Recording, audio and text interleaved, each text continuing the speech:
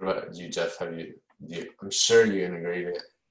So here's a question I have for you. What does that tell you about the act of lecture? It's not efficient. Well, I know like, oh, I was gonna say if I think I'm more proactive than a lot of students, at least that I know. And so if I can do it and I'm having trouble engaging, then I'm gonna say a lot of students out there, more than half, are struggling to engage. So it's not really an efficient system to. So the first thing that I want to say is, we last week we highlighted that paper by I think a guy named Scott Freeman.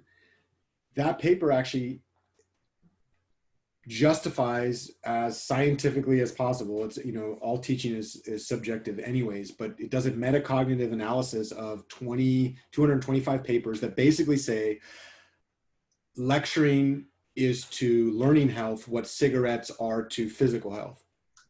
Like, it's a shitty system, right? And, another problem that I haven't seen addressed in the research literature from the standpoint of like quantitative statistical analysis to justify that this is true, right? The 4-year degree was created, formally speaking, like 1930s, 1940s.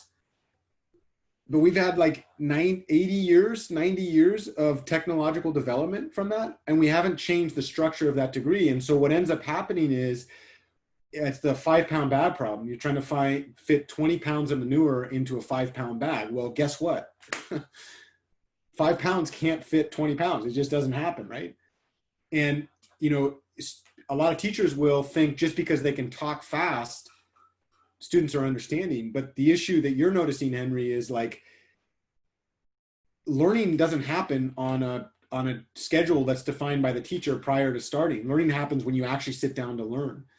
And this is, I know you said something really relevant last time, but I do think it's worth mentioning. You said, I wanted to show myself and Osama and all the students that I could do this, and I wanted to get ready to grad school. And I get that. This is a joke. It's meant to make you laugh, but would you agree that getting hit in the face and being able to like survive it makes me tough? Okay. So then I could hit myself in the face really, really hard until I'm bleeding and show other people how tough I am, right?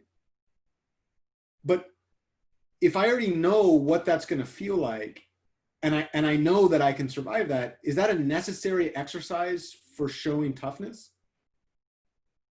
Like, in fact, maybe I would want to like reorient, especially if I know some of the dangers associated with that, right? Like a broken nose, bloody, and the same thing is true. Like, I understand the idea, especially, I understand it because I went through it. Like, we want to prove to ourselves that we're capable, right?